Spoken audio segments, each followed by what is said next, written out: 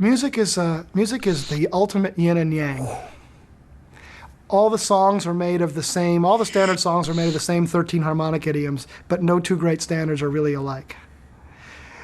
You can put a language in front of somebody and say, here's all the language of bebop or all the language of post-bop or whatever, but every solo is a unique expression.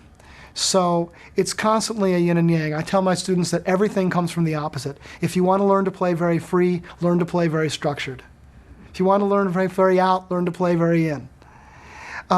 So I think that you're constantly nurturing those two different things, the yin and the yang. So there's a technical well that we have to fill up, and that's all the stuff you learn to do. And I think you really can teach stuff. You can teach that, you know, a seventh resolves to a third, and be able to play a line where sevenths always resolve to thirds or never resolve to thirds. You can teach stuff. But then there's a spiritual well. The spiritual well is that place that thinks and feels and starts to understand why we're playing this piece of music. And it has to unconsciously draw from the technical well.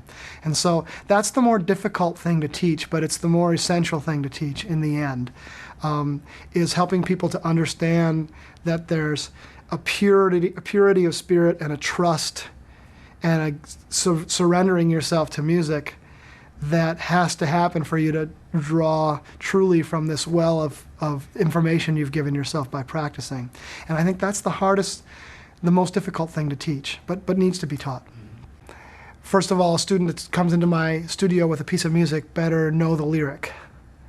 And they should begin to understand that nexus between lyric, harmony, melody, rhythm, where all those things meet to create special moments, and start to, and, you know, at first even describe to me what things from the technical well they would use to make that expression. So really intrinsically understanding what's unique about a composition, or at least in your viewpoint what's unique, I think is very important.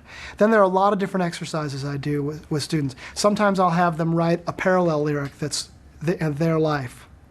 Or I'll say, if it's a song about loss, I'll say, play, for the first chorus, play why. Just ask yourself why. Explore the harmonies and the rhythms and explore this chord progression in this song and play me why. Why did this happen? Why did I have this loss? Think through the story.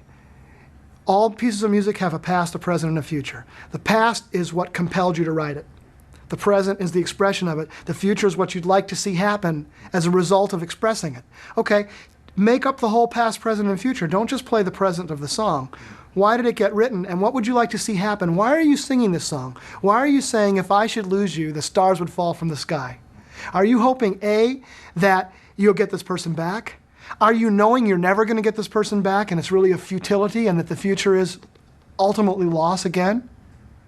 I gave you my life, but I was living a dream, you know? Are you admitting to the dream? So I get students to really go deeper into you know, the human experience and try to call upon things in their life that can help them express that.